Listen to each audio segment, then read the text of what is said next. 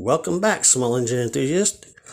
Today we'll be disassembling the wheels and greasing the bearings on our new pile bike that thanks to a viewer's comment, Mr. Mike Miller. Appreciate your input, buddy. We're going to call this one Scrappy.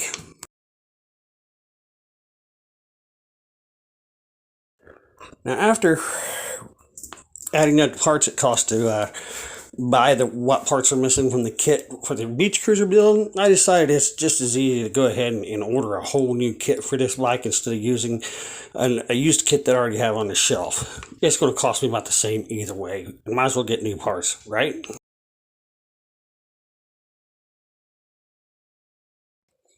Now, those of you that may not have seen the video where I brought this bike home, it was found on top of a junk pile next to my work.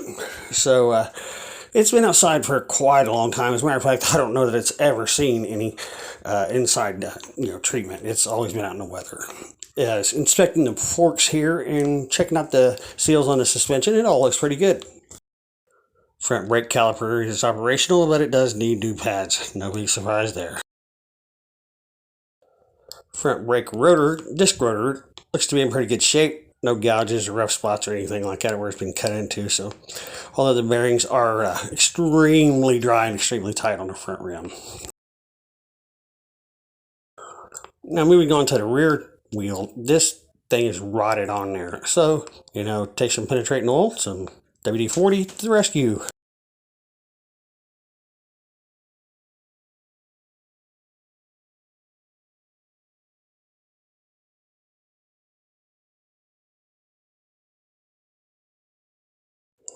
After letting WD-40 soak in and do its thing, I take her off the bike stand to be able to apply some real force to it.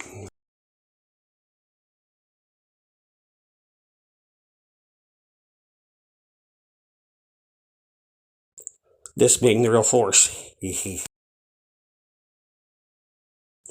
While I was taking the tires off of this bike, I did notice that it seems to not be really worn a whole lot. The tires look pretty decent.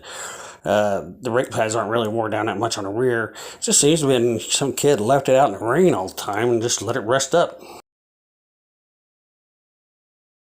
Now here I had to actually squeeze the tire once it's flattened to get the rear tire to clear the brake pads because the rear brakes were completely seized up.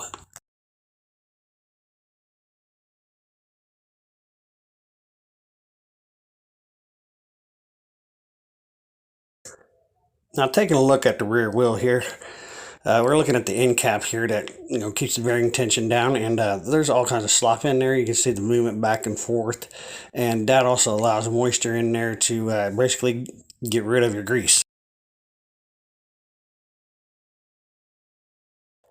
And of course, we see the same thing with the other side of the rail. Now, before I open this up and expose it to dirt, I want to clean all this wheel off around the area of the bearings first with some brake clean. Once I remove the axle, which I don't show the entire process because this is not a how-to video. You can find plenty of those online. I do use brake clean also to clean the bearing races before I put fresh grease and put it all back together.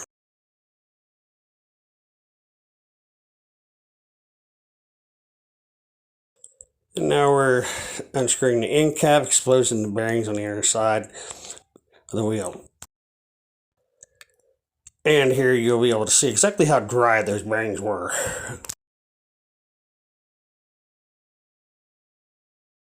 And through the magic of television, we've got her clean, greased, and put back together. She's spinning free now, so all is good.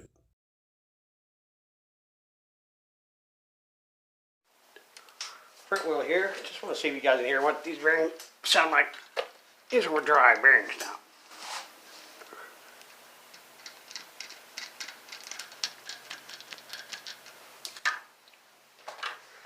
That would fail in about 5 minutes.